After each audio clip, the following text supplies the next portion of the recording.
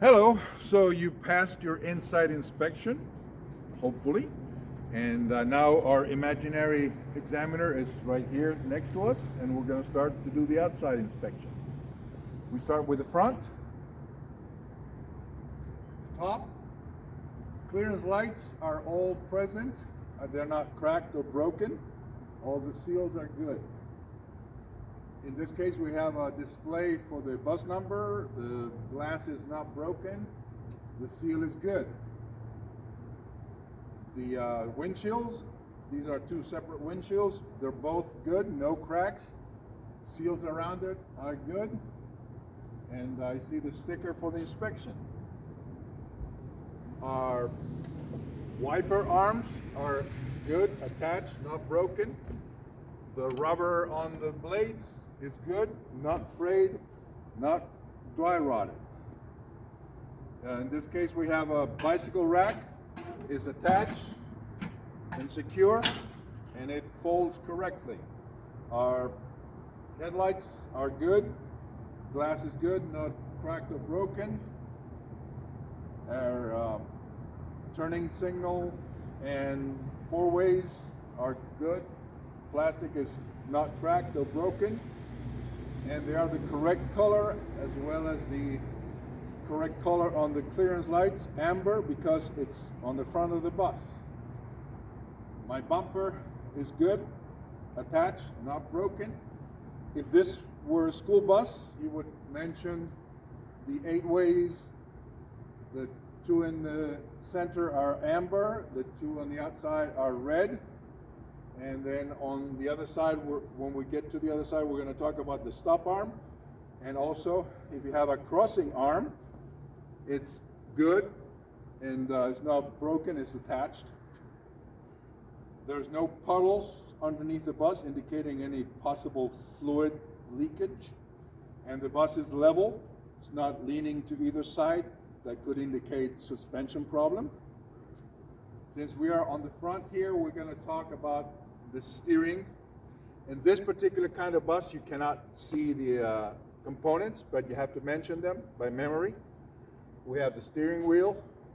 We have the steering shaft that connects to the steering box or gearbox for the power steering, which makes the movement of your steering wheel translate into the movement of the wheels themselves.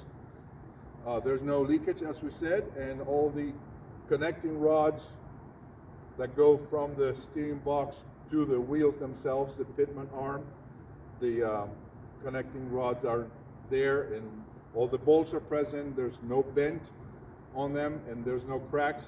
Everything is secure. If you were doing a school bus, you would most likely would have the engine in the front. At this point, you would open the hood and go through the engine. In this particular kind of bus, the engine is in the back, so we'll do it later. That takes care of the front. Now we're going to talk about the side of the bus. Do a complete look of the side, and the windows are good. All the glass is good. It's not broken or cracked. The body of the bus is in good shape. All the panels are there, attached, not loose. From the top, we have clearance lights and reflectors. The front is amber, and anything behind the back axle is red.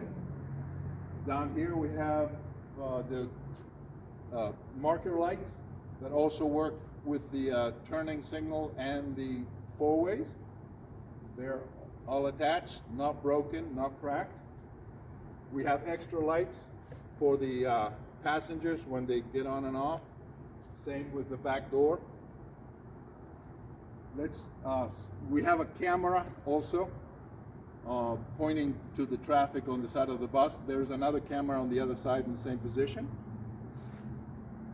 We talked about the mirrors and the brackets. The other side also. They're attached. All the bolts are there. They're not broken. And the glass on the mirrors is good. The door, we already know from the inside that it works, same as the back one. They open and close.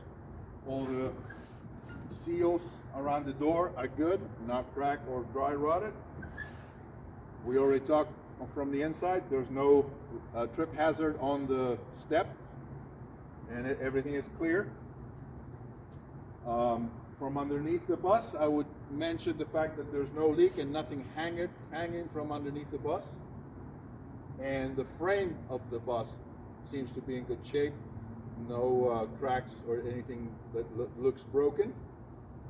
And now we're going to concentrate on the front axle here. The first thing we're going to see is the tire. It's inflated, but I would actually check with a tire gauge for the proper inflation. There's the valve. It has a cap on it. In this particular bus, the front should be 120 psi. The back ones, because they're duals, there's only 100 psi. Then I will talk about the sidewall of the tire. It looks good. There's no cuts, no bulges, no bold spots. Then the tread of the tire, it should be evenly worn. It shouldn't be cupping or worn on one side more than the other. And the depth of the tread, I would check for a minimum of 4/32 of an inch. In the back tires, you can have a minimum of 2/32 of an inch. Now, going into the center, we have our rim. The metal rim is in good shape. There are no illegal welds on it. It's not bent or cracked. All the seal around the tire seems to be in good shape. That could cause a leak if it's bent or in not a good condition. All my bolts and my studs for the bolts are present. They're not bent or cracked. All the bolts seem to be secure. There's no rust or shiny spot indicating that one of the lug nuts might be loose. Then we have the hub. The hub is in good shape. All the bolts are there, and there's no leak of fluid in the hub. Now, there are two important systems that you cannot see in this kind of bus. If you had a school bus and the hood was open, you would be able to see suspension and brake system pretty clearly from the inside. In these kind of buses, you can't do that, so by memory, you have to talk about those two systems. In this particular case, it's air suspension, so there's a bag, a rubber bag for the suspension of the bus, and that bag should be attached. There should be no slashes, no leaks. I cannot hear any air leaks from there. There's also a shock absorber and a coil spring. They're both attached on both ends, and they're not broken or cracked, and there's no leakage from the shock absorber. If you had a school bus, most likely would have leaf springs, so you would mention that the leaf springs are there. They're all in good shape. They're not cracked. They're not offset. And the U-bolts that hang them to the frame, they're there, and all the bolts are present, and nothing is loose. That takes care of the suspension. Now we're going to talk about the brakes. In this case, it's air brakes. So we have an air canister that supplies the air to the brakes. There are hoses that come from the compressor to the canister, and from the canister to the actual brakes. All the hoses are intact. There's no leakage of air, and they're all secure. Then you have your rotors. In this case, you can see a little bit of the rotor through this hole here, and you would mention that the rotor is in good shape. There's no cracks. There's no debris or oil on the rotors that might prevent the brakes from working properly. Then there's a caliper, and then your brake pads should not be worn excessively thin. And again, all the connections, all the hoses are there, and they're not leaking. So that takes care of the suspension, the brake system, and the tire. You would mention that I would inspect the back tire the same way. Most likely, the examiner is going to say you don't need to do that, but you have to mention the fact that in the back there's dual tires, so they have to be both the same size, and you make sure that there's nothing in between the two tires, anything lodged in there or debris that might impede the bus to roll properly. You can mention the back door. We know that it opens from the inside. Same thing, the rubber seals are good. And that basically takes care of the side of the bus. And now we're going to move to the back. So in the back of the bus, we're going to talk about the fueling system. In this particular case is a compressed natural gas, CNG. So there's no diesel tank, but in your school bus, you most likely would have a tank. So you're going to mention the cap is secure and it's there, and there doesn't seem to be any leaks of diesel from the tank. This particular case, you have a fueling nozzle here and a gauge that tells me how much compressed gas I have. Then you're going to talk about the back of the bus. Again, start to the top. Clearance lights are all there, not cracked, not broken. Seals are good, and they are red in color because it's the back of the bus. Then you have the panels in general of the body of the back of the bus, that they're in good condition. Brake lights, again, no crack, no broken, secure, red. Then you have your turn signals and four-ways. They're yellow. They're present, not cracked, not broken. Seals are good. Brake lights, and then the white lights are for the backup. They're all present, good, in good condition. Bumper is good, secure, not broken. No puddles underneath, and again, the bus is not leaning to either side, indicating that there might be a suspension problem. Of course, if this was a school bus, you would talk about your 8-way lights. Amber in the middle, red in the back, and they're all good, secure, not cracked or broken. You would have a emergency exit door in the back of the school bus.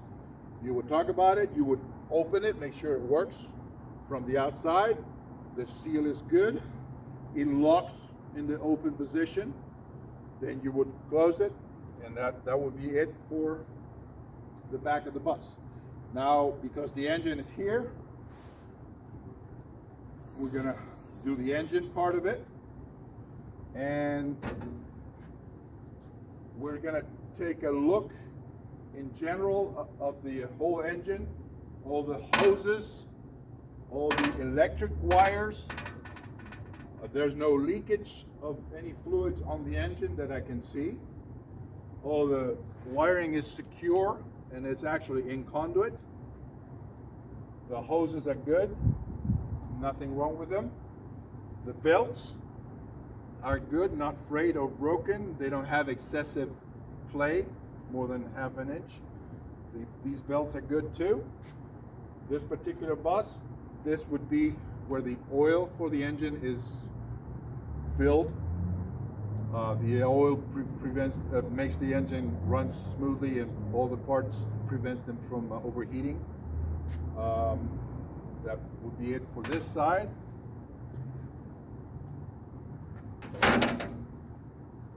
Then you have your dipstick for the oil. If I would check the oil, I would take the dipstick out, clean the end of it, put it back in and bring it back out, and the oil mark should be between the minimum and maximum. This is your transmission oil dipstick, same way, but the engine should be on when you test it. This is where the coolant goes, and these sight glasses let me know that there is coolant in the system. I would never open the coolant cap when the engine is hot. You can get burned. You can't have access to the power steering reservoir or dipstick in this particular bus, but if you were in a school bus that you do have access to, you would mention the power steering reservoir, and that you can check the level of the fluid also. That pretty much takes care of the back and the engine. And now we're going to go to the other side.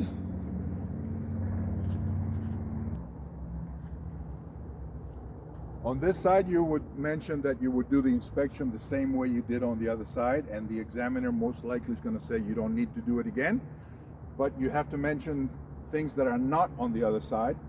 Like, for instance, in the school bus, you would talk about your stop arm, make sure it moves freely and the lights are good, not cracked or broken.